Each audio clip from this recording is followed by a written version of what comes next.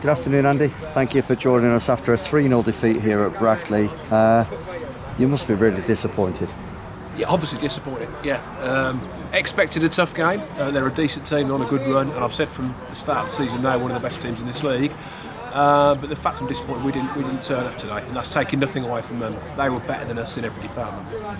It certainly felt like that, and when we were commentating through that, we said that kind of thing quite a lot. It's very uncharacteristic of a Tamworth side under Andy Peets to be second to everything and to look so disjointed. Can you really put your finger on why that happened today? Not really. I think they scored early in the first couple of minutes from a set piece, which we knew they'd be decent at, and we never recovered from it. We seemed to lose a lot of belief straight away, whether we knew they don't concede many goals or whatever, but no, that was not what I expect, and I've said that in there. You know, I'll never get too excited when we win and equal when we lose. I'm not too down. It's just a game of football, and anywhere in the top, you know, you have to be at your best to get anything, and we were nowhere near our best today, and we've equally got what we deserved.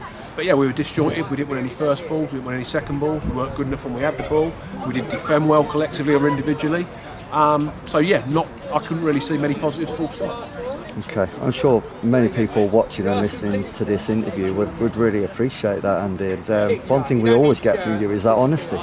Yeah, no, honest. I'm always honest. We chose a team today. We made some changes, but we based it on them being big, physical, strong, and we made changes to hopefully cope with that. But we didn't cope with it. Yeah, you said to me in the interview after the Bishop Stortford game Friday about sometimes, you know, as a manager, you will make changes and they pay off, and other times they don't really work. But today, it didn't really work. It didn't work. No, I'll hold my hand up there. We made the changes, which there's no reason why they shouldn't have worked. And equally, when you play 2 games in a short space of time and the players are putting a shift in, so such as your 9 and 10, which I changed, it's not the wrong thing to change it. But obviously, when you have a performance like that, I'll take that. We got it wrong possibly, but I still believe the players we had out there could have performed a lot better than they did. Yeah, I was just going to add to that. It's also very easy to look at those changes and blame the performance on those changes when actually it wasn't. It was a myriad of things, wasn't it? Yeah, it was just collective. It was from 1 to whatever. Like you said, you bring in good players in Dan Crean and Ty Deacon. They've been fantastic at the club. They're both big, strong, physical, like they are. So the logic was there. Did it work? No. But then we were poor in all departments of the pitch against them. And credit to them, they played the game how we did.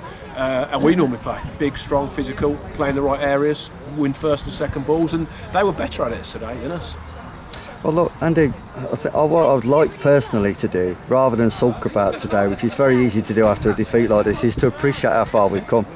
You know, it's all today's done is delay what's basically the inevitable. You know, we roll on. We've got 3 games left to go, starting with Warrington at home on Saturday, where wouldn't it be fitting, actually, given how things have panned out the last couple of years, to be where we are, to go and win and be crowned champions on Saturday in front of our own fans?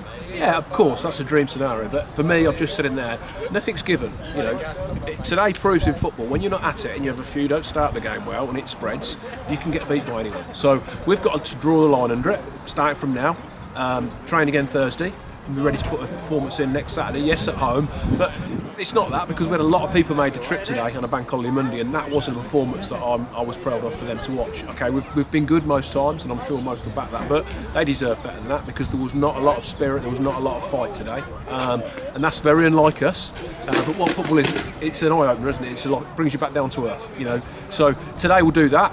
We've all bounced back before, and I see no reason why we won't. Yeah, absolutely. And to be fair, looking back at the stats, and I could be wrong on this, but I'll make that just your 21st defeat in 111 games in charge of Tamworth. That is some record, Andy, and it's a lot to be proud of. Yeah, and I am proud, and that's what hurts me more when we perform like we did in a game like that. Even the games we've lost before, your Chorleys and the Self Shields, etc. away, we've been in them games right to the last minute. For me, we're out of this game way earlier than we should have been. Even at half time, you want to go well second half, and within 5 minutes they've scored a free header from a corner, 3-0. You're not coming back from that against a team like that. So that was the disappointment. But yes, we've got good records, but records I always look to the next game, not what we've done. Yeah, we've done great, that's where we are, but for me it was about today, and we haven't been good enough collectively as a group, and we've got to put it right.